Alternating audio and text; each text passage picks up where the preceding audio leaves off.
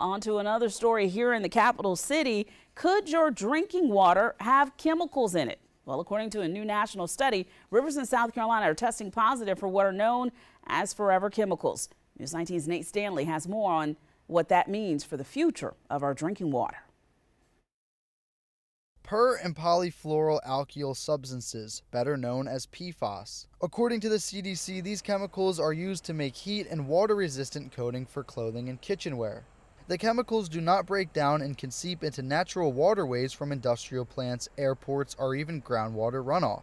Tiny amount of these chemicals can potentially cause problems, and so we're measuring parts per trillion. Bill Stangler is the Congaree riverkeeper. He and a team of riverkeepers from around the country recently conducted a study to count the level of PFAS in waterways. More than 80% of the samples that were collected showed detections of those PFAS chemicals, including both of the samples that we collected on the lower Saluda River right here. This concerns him because much of the Midlands receives its water from these natural sources. Columbia Water is one of those sources. Clint Shealy is the assistant city manager for Columbia Water. He says PFAS is definitely something to keep an eye out for, but says through intense filtration, Columbia Water is still safe to drink, even with trace amounts of PFAS. Our tap water is some of the most highly regulated water that's available to customers. Tap water is perfectly safe to drink. However, he says research into PFAS is early and the long-term impact isn't fully understood yet. He notes that if the EPA changes its regulations requiring more filtration, the city could be faced with a multi-million-dollar investment in the coming years.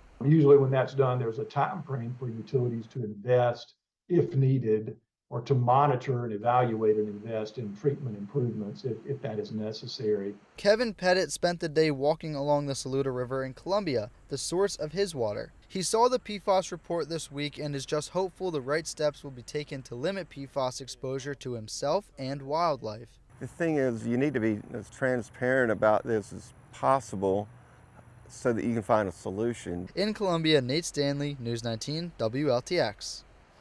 The riverkeeper adds that we might see changes to those EPA regulations in the coming months as a result of this new nationwide study.